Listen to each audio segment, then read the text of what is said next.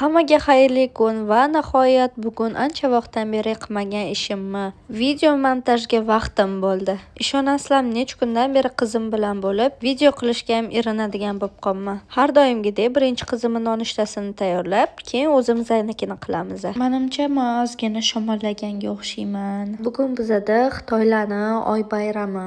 Oy bayram ular uchun muhim hisoblanadi. Odatda oy bayramini hamma oila bilan nishonlaydi, lekin bizning oilamiz hozir Xitoyda bo'lgani uchun, biz esa O'zbekistondamiz. Shunga erimni yaqinda Xitoydan kelgan qarindoshlari va O'zbekistondagi xitoylik tanishlari bilan oy bayramini nishonlaymiz. Bu yerda men kinoni ko'rib yig'lab o'tiribman.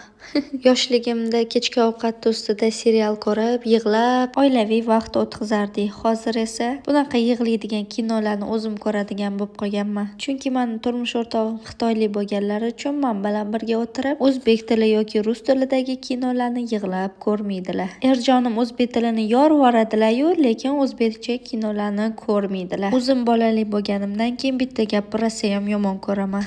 Faqat kechgacha bola bilan uyda o'tirasan, sen nima ish ham qilasan deydigan odamlarni rosa ham yomon ko'raman. Chunki yolg'iz bola bilan o'tirish bu o'zi ish. Bolajonimni rosa ham yaxshi ko'raman, lekin oxirgi vaqtlar urushib ham turadigan bo'lib qoldim. Chunki katta bo'lgan sari to'polonchi bo'lib qolganlar. Lekin menda eng katta plus bor, men uyda o'tirsam ham ovqat kam qilaman. Turmush o'rtog'im ishda bo'lganlarida men o'zimga ovqat zakaz qilib, hech o'zimni qiynab qo'ymayman. Kechqurungi oy bayramda odamlar juda ham ko'p bo'ladi.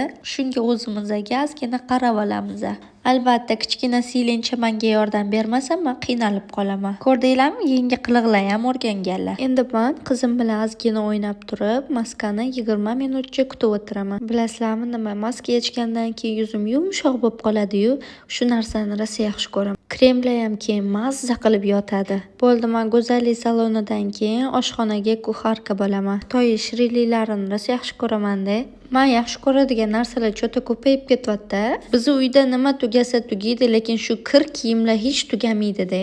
Biz endi bo'ynimizni massaj qilamiz va ko'zimizni ham massaj qilamiz. Bu massaj qiladigan texnika bir balolarni men Xitoydan olib kelganman. Biz chiroyli joyga ovqatlangani ketdik. Faqat shu siling bilan ovqatlanish men uchun rosa qiyin-da. Ovqatlanganda ham, o'tirganda ham bo'lmadim.